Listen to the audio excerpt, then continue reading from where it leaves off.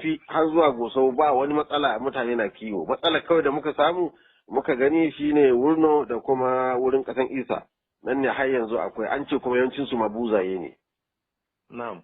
To kasancewar waɗanda suke tada hankali ba su da wata kungiya guda ɗaya wanda in ka samu shugaban ka gama magana da kungiyar kenan. Ko da kan yi su bangaren a iya samun wancan bangaren shi kuma shigo da aika. Haka wani na ɗinki wani na farkewa.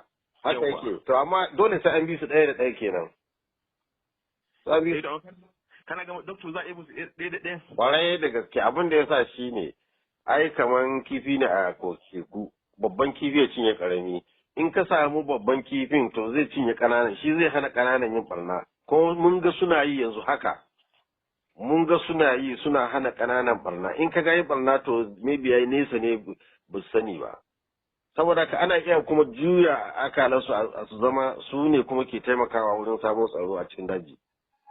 Mun gani ba wai labari ba ne, abinda muke ciki kenan.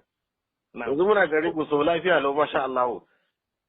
Hanyoyin da ba a bi, kasuwar da ba a ci duk ana ci. Lafiya dai ya dawo. Kuma idan ka ji wai ai dan hari can ai dole kafin a warke gaba ɗaya ai san ɗauki lokaci. Shi kan shi barna a hankali ta zo. Amma dai ana hanyar warkewa ne, abun yana cin nasara. Saboda haka ina son gwamna na Kaduna Malam Nasiru ya ɗauki wannan ra'ayin, ya yi hankuri mu shiga dajin birnin Gwari, ya hankuri da Allah. Na san shi mai mulki ka san bai son reni. Anan ba maganar reni ba ne, maganar rayuwar mutane ne. Rayuwar su kuma can jahilai ne, shi da kanshi ya ce jahilai ba su addini ba. To a ce wanda bai san jahili bai da magani kaman kami ka jawo shi ka koya mishi yadda ma zai tafiyar da rayuwar shi. Jahilci ne fa kawai tsintsan shi. Amma dokta, to kana ganin misali idan shi gwamna Nasiru El-Rufai ya yi bayanin cewar a yi amfani da karfi da yaji din, kana tunanin karfi da yaji zai kai ga abin da ake fata? A shi karfi da yaji yana da amfani, amma yaushe sai an ƙara sulhu. Ai da matsayin karfi da ake yin sulhu. Tun da sun san akwai karfin, sun san akwai abun nan, shi dai ya hankuri yanzu a shiga, tun da ya ce jahilci ne ba su addini ba, shi ne matsala. To ka shiga ka musu addini ka gani, addini zai hana su wannan barna. Gashi mun shiga da nan take mun ga alamun suna barin barna nan take. To amma yanzu idan kuka tattauna da su, mutanen da suna dauke da bindigogi, ya kuke da bindigogi da sauran makaman nasu? Ai gaskiya ka tafi bindiga shi karfi. Shi ma ya sa abin da ke ba kyau. Saboda ka in ka zo mai da kuma ba da faɗa ba, da kuma neman mishi mafita, shi ma ya san yana cikin matsala domin bai iya shigowa gari. Kuma gashi yana cikin daji. Yara ƙanana ne, su wani ya ce ma shi yana so je ga uwar shi. Ƙananan yara yaushe za mu tsaya gwamnati manyan mutane ana faɗa da ƙananan yara, sai dai mu shirya da su. To yanzu dokta, ƙarshe idan muka duba waɗannan gwamnoni da suke arewa maso yammacin Najeriya da ma gwamnatin tarayya gaba ɗaya, a kalma ɗaya ko biyu wani sako za ka isa gare su? Yanzu gwamnati tarayya ne kaɗai za ta iya taimakawa, ta fitar da kuɗi a shiga wurin mutanen nan.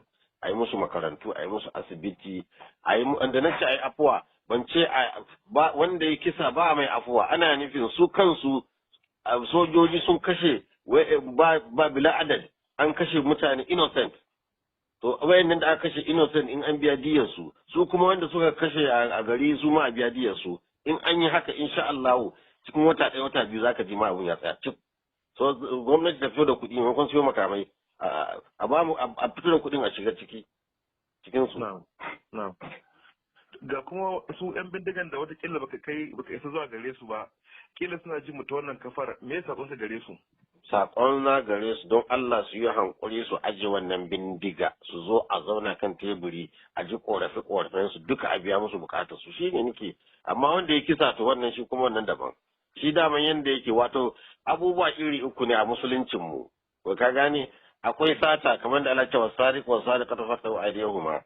Akwai hiraba shine amroba wanda zai datse hanya. Sannan akwai bugat su ne wanda za su bijire wa hukuma, su ba barayi bane. To duka wannan uku akwai su a cikin dajin nan. Akwai wani shi barawo ne shi kadai. Akwai wani kuma bandits ne sun haɗu su ne yan hiraba yan amrobas. Sannan kuma akwai yan gwamnati da fito da kuɗi maimakon siyo makamai. a ba mu a fito da kuɗin a shiga cikin su.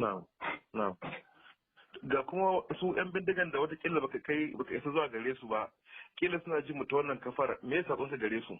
Sakon na gare su don Allah su yi hankuri su aje wannan bindiga su zo a zauna kan teburi a ji korafe su duka a biya musu bukatar su shine nake, amma wanda ya kisa to wannan shi kuma wannan daban. Shi daman yanda yake wato abubuwa iri uku ne a musuluncin mu. Ka gane akwai sata kamar da Allah ya ce wasariq wasariqatu faqtu aydihuma. Akwai hiraba shine amroba wanda zai datse hanya.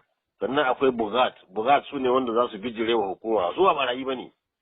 To duka wannan uku akwai su a cikin dajin nan. Akwai wani shi ɓarawo ne shi kadai. Akwai wani kuma bandit ne sun haɗu su ne 'yan hiraba 'yan amrobas. Sannan kuma akwai 'yan bijirewa gwamnati to su 'yan bijirewa gwamnatin su ne 90 cikin 100. 90 cikin 100 su ne. Saboda yanzu ya koma bijirewa gwamnati kuma shi ba gwamnati ta fito da kuɗi maimakon siyo makamai. A ba mu a fito da kuɗin a shiga cikin su. Ga kuma su 'yan bindigan da watakila baka isa zuwa gare su ba, kila suna jin mu ta wannan kafar, me sakon su gare su? Sakon na gare su don Allah su yi hankuri su aje wannan bindiga su zo a zauna kan teburi a ji korafe su duka a biya musu bukatar su shine nake, amma wanda ya kisa to wannan shi kuma wannan daban. Shi daman yanda yake wato abubuwa iri uku ne a musuluncin mu. Ka gane akwai sata kamar da Allah ya ce wasariq wasariqatu faqtu aydihuma. Akwai hiraba shine amroba wanda zai datse hanya. Sannan akwai bugat sune wanda za su bijire wa hukuma su ba barayi bane. To duka wannan uku akwai su a cikin dajin nan. Akwai wani shi ɓarawo ne shi kadai. Akwai wani kuma bandit ne sun haɗu su ne 'yan hiraba 'yan amrobas. Sannan kuma akwai 'yan bijirewa gwamnati to su 'yan bijirewa gwamnatin su ne 90 cikin 100. 90 cikin 100 su ne. Saboda yanzu ya koma bijirewa gwamnati kuma shi ba gwamnati ta fito da kuɗi maimakon siyo makamai. A ba mu a fito da kuɗin a shiga cikin su. Ga kuma su 'yan bindigan da watakila baka isa zuwa gare su ba, kila suna jin mu ta wannan kafar, me sakon su gare su?